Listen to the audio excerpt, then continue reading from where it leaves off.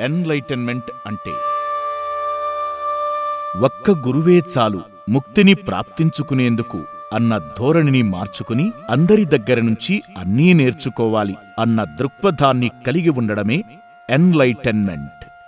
కాలం అన్నది ఓ మహాభ్రమే తప్ప మరొకటి కాదు అన్న ప్రజ్ఞే ఎన్లైటన్మెంట్.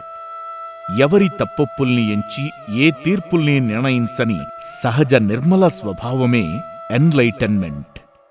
జీవితావకాశపు ఆలంబనలలో వ్యవహారాన్ని ఇతమిద్దంగా శాసించే ప్రత్యేక న్యాయాలు, ప్రత్యేక ధర్మాలు, ప్రత్యేక నిషిద్ధాలు మౌలికంగా ఏవీ లేవన్న ఎరుకే ఎన్లైటన్మెంట్.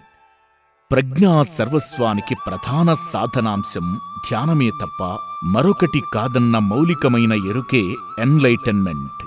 ప్రతి వాక్కు ముందు, ప్రతి వాక్కు తరువాత కూడా తదేక దీక్షతో సాగే ఆత్మ వివేచనే ఎన్లైటన్మెంట్.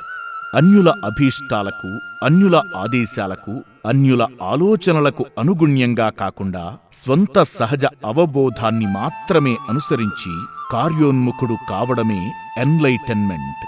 సాంద్రీకృతమై ఘనీభవించిన ప్రాణశక్తే పదార్థం అన్న ఎరుకే ఎన్లైటన్మెంట్.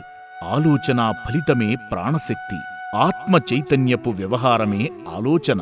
ఆత్మ చైతన్యమే మరి సర్వస్వ మూలమని అనుభవాత్మకంగా తెలుసుకోవడమే ఎన్లైటన్మెంట్. బ్రహ్మర్షి పితామహ పత్రిజీ